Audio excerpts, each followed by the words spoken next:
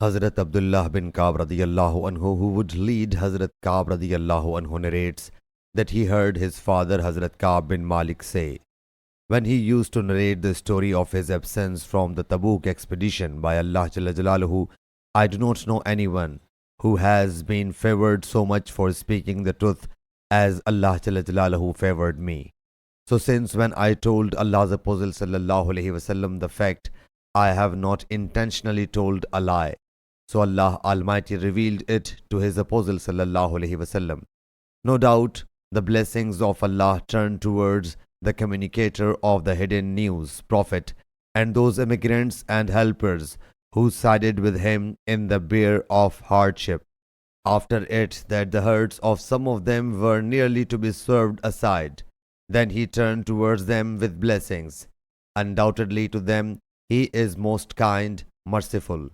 And to the three who were left behind, so much so that the earth, being so vast, became strange to them, and they became tired of their own lives, and they believed that there is no refuge from Allah but with Him.